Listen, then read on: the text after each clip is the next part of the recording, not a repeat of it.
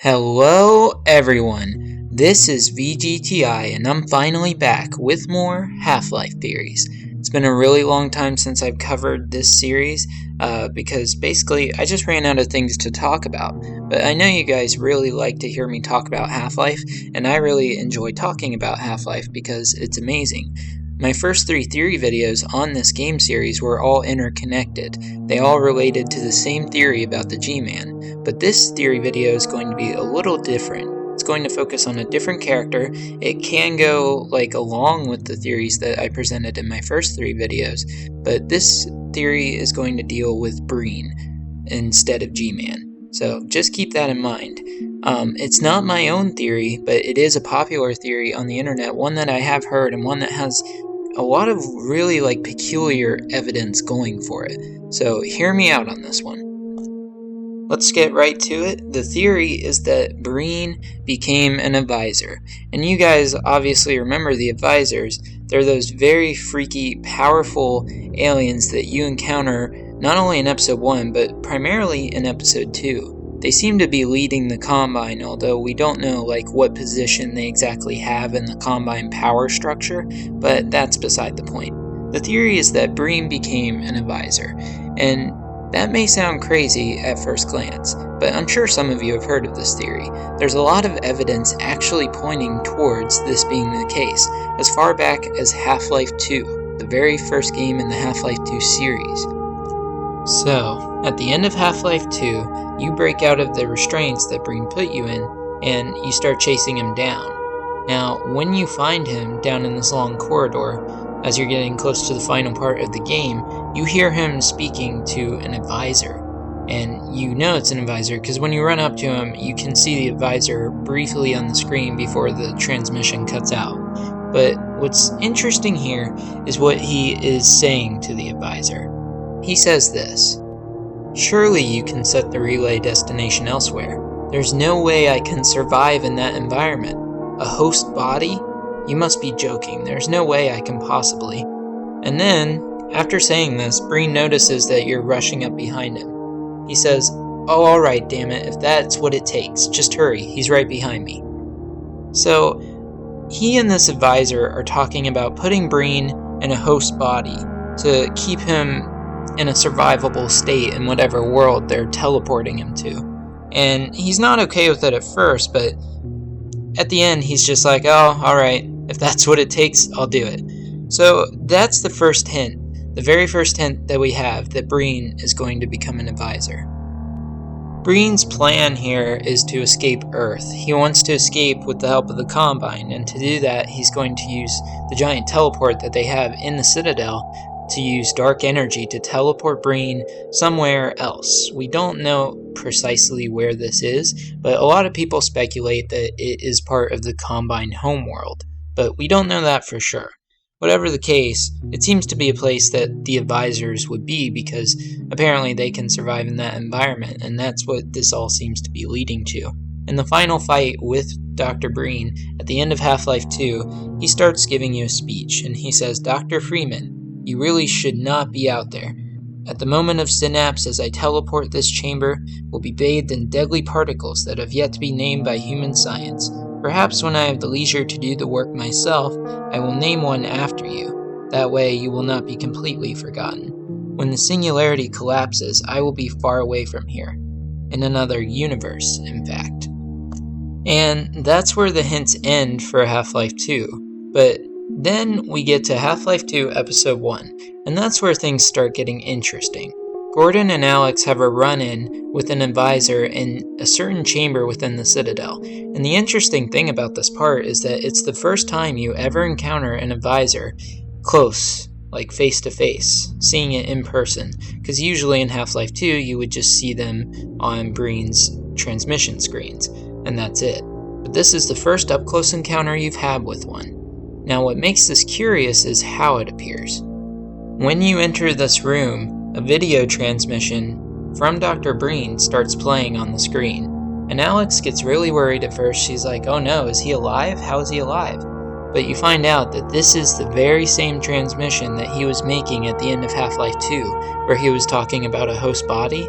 It's this very same video call to the advisor, and it's playing right now, and you get to see it more in depth, more up close to see what he was saying. After the video transmission ends, and you guys have seen it, the advisor shows up. It's lifted into this area via a pod, and that's the curious thing. It shows up right after this video transmission plays, which seems to imply a connection here. It's hinting that there's a connection between what Breen is saying and this advisor. It's possible, and the theory goes, that this advisor is Breen. But here's the part where we have to make some connections. This advisor pod that you see in episode 1 has a serial number on it. It's like 314 URB LOC 0017. It's like a registration number or a pod number, something like that. It's not quite clear, but it seems to like single out this pod as a specific type. And when we get to episode 2 and we find that advisor that's inside the barn, we discover that its pod also has the exact same code on it. So this seems to imply that they're the same advisor. Now, this may not be the case, of course. Maybe multiple advisors from a same like subset or a same like group have the same code on their pods. Or maybe it's for a specific one. Who knows? We can only speculate. For my theory and what I believe is that the barn advisor is the same advisor that we see in episode 1. And I believe that this advisor is potentially Breen. But we don't quite know like how the process went with making Breen into an advisor. It's said that it's a host body. That's how Breen worded it, and that's apparently how the advisor that was talking to him worded it. But we don't know how this works, because the thing is, at the end of Half-Life 2, when you defeat Breen, you can see him falling. The platform that he's standing on, it falls all the way down, and as it's falling, he screams out to you, "You need me." It's not quite clear who he's talking to. He could be talking to Gordon, he could be talking to the Combine, or maybe something else. But all of this begs the question, if Breen died at the end of Half-Life 2, which we saw him die, we saw him fall way down off the platform, then how was he made into an advisor? How is this possible? Well, I think what happened is that Breen's consciousness, that's how I would describe it. His consciousness got uploaded into an advisor's body, into an advisor's host body. It is the host body for Breen's consciousness. His actual real-life body, his human body, was destroyed. He died. Gordon made sure of that. But his consciousness was uploaded into this host body of an advisor. And the reason that I think that is all due to the Breen Grub Twitter account. I discussed this briefly in my Where is Half-Life 3 video, but the Breen Grub Twitter account is a very curious thing, and you guys may or may not know of it, so I'm going to give it some context before I go into what's actually going on here. The Breen Grub Twitter account was a Twitter account made by Mark Laidlaw himself. Mark Laidlaw is the lead writer for the Half-Life series, both Half-Life 1 and Half-Life 2, and its episodes. So he's a pretty important dude for the Half-Life games, and he made this Twitter account called Breen Grub. So naturally, fans were freaking out about it. They were like, what does this mean? Is this hints towards Half-Life 3? And keep in mind that the Breen Grub Twitter account, it started way back. The first postings on that account were in May of 2012, and this is 5 years after episode 2 released. Since then, he's tweeted on and off, although there's like large gaps between the years. He came back in 2013 and tweeted some more, followed by more tweets in 2014, and we'll have to discuss it a bit, but let's give it some more context. What is this? Is it real? Well, Mark Laidlaw actually commented on the account himself, talking about it, saying what it is. He did confirm that it is his idea, he made the account, and he's the one doing the tweets.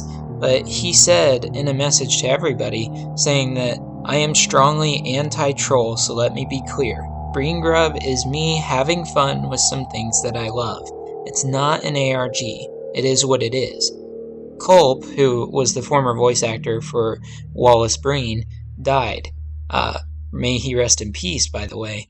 He passed away in 2010, and he is referring to Culp here, saying, "Culp is gone, but Breen lives on. I have his voice in my head, and sometimes it needs to come out." Culp brought that voice to life. Basically, Breen Grub is me writing Dr. Breen fanfic. I am his biggest fan. So, Laidlaw is basically comparing this account to his own version of fanfiction for Dr. Breen. But what's interesting is that he tweeted something else in reply to another person, saying, "There's some interesting stuff that only Dr. Breen knows. Maybe if he gets it out there, it will have an impact on the future." Now, keep in mind, this was way back when, and who knows what has happened with Half-Life 3 since then. If it's coming out, that's a whole nother subject entirely. So what he said here may not even matter. But it does hint towards something with this account, that it's not just simple fanfiction. Maybe that we can take more out of these tweets than what we first thought we could.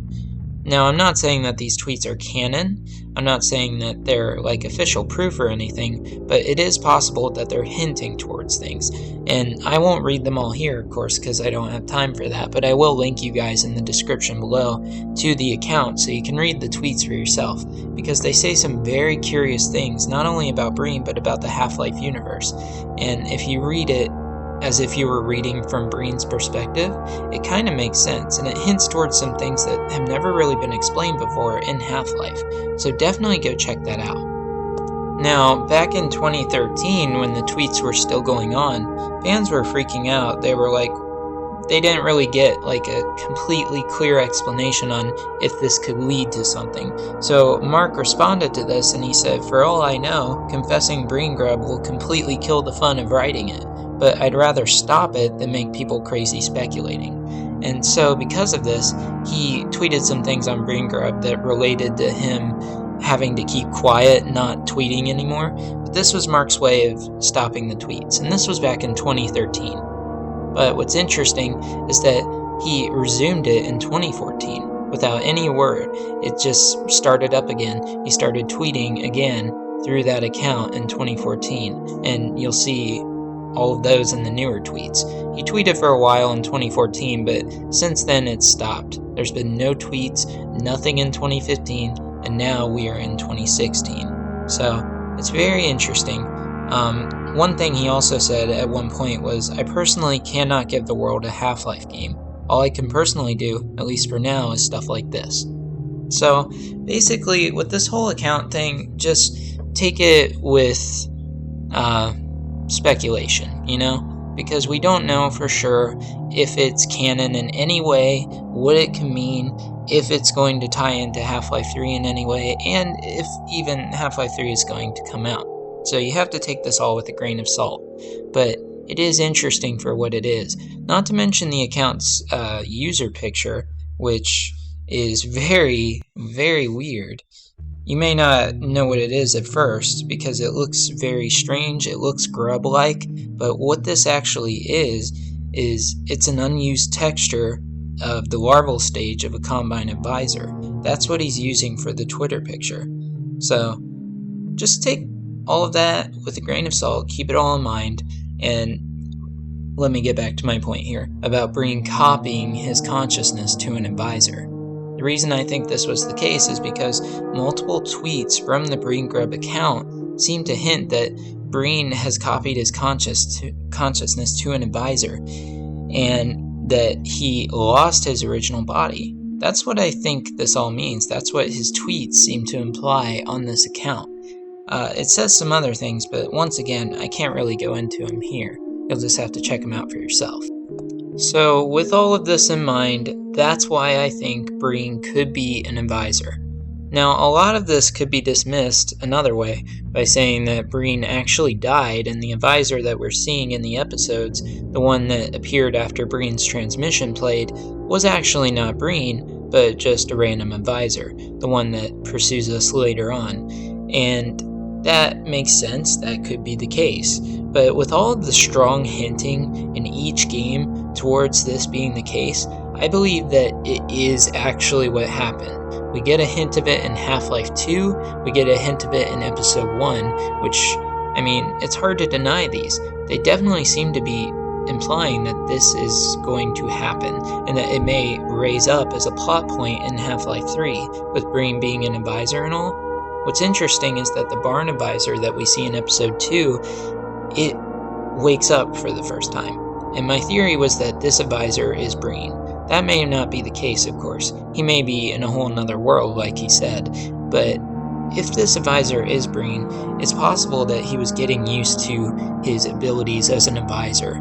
He was getting used to the feeling of being an advisor, because you notice when this advisor wakes up, it starts playing around with the objects in the room and the dead people. It starts flexing its powers a little and seeing what it can do with it, feeling things. It definitely seems like it's not used to what it's doing.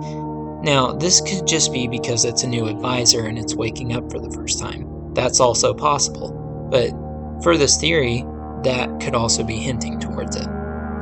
So that's it for this theory, guys. I decided to do this one because I haven't really seen anybody talk about it, and I think it really needs discussed because it's a very interesting topic on a character that we're not sure what's actually going on with, thanks to all of this stuff, all of this evidence that's piling up that could be hinting towards some plot points in Half-Life 3, wherever it may be.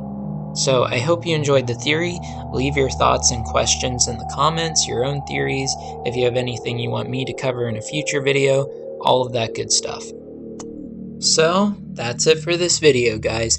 Thank you very much for watching. I really enjoyed doing this one because it's been a while since I've talked about Half-Life, and I just love doing Half-Life theories. So recommend your theories in the comments. We'll see if I can do another one in the future or not, but it was nice that this one came up. Thank you very much for watching. If you liked the video, then please like the video or go about your business, and it would really help me out if you subscribe to the channel. If you like video game theories or Half-Life or anything like that, just please subscribe. Look forward to my future videos. I appreciate you guys watching and hearing out my crazy thoughts. So that's it for this one, guys. I'll see you in the next video.